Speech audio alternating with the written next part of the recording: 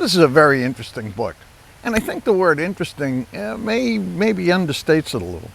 The fury has your brain going the whole time you're reading it. And I know when I finished it, I was still putting it together in my mind, trying to figure out what was going on. Now, I'm not going to get into the plot at all in this review. It's enough to say that it's a mystery involving a murder on an isolated Greek island with just a handful of suspects.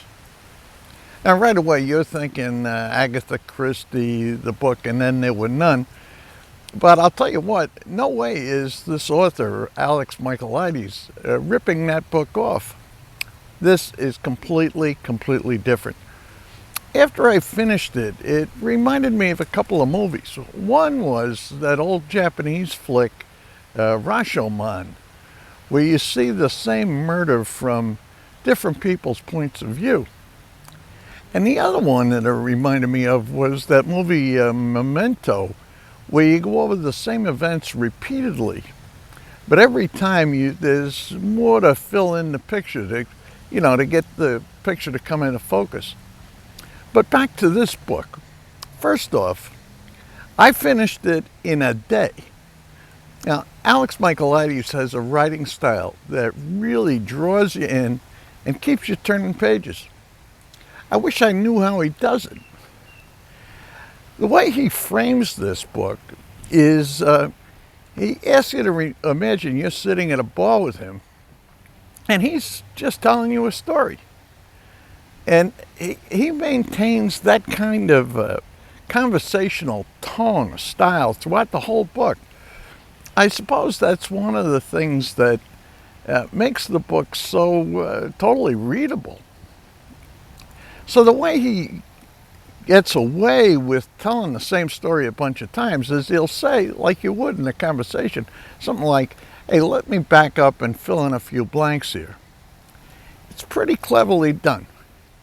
And you really appreciate his making the picture clearer and clearer as you go. Now, I gotta say right away that, like any good mystery, there's plenty of red herrings, false leads, and so on that have you thinking you've got this thing solved. But of course you don't, and you're not going to get any spoilers from me in this little review.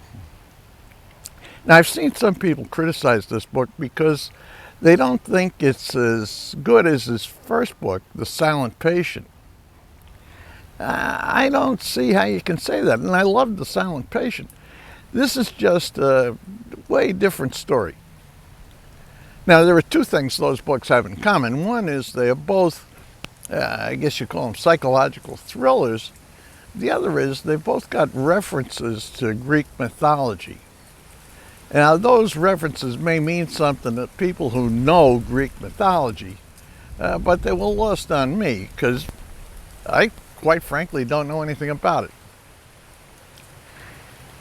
Going back to movies, maybe the book has a lot in common with the Paul Newman flick, The Sting.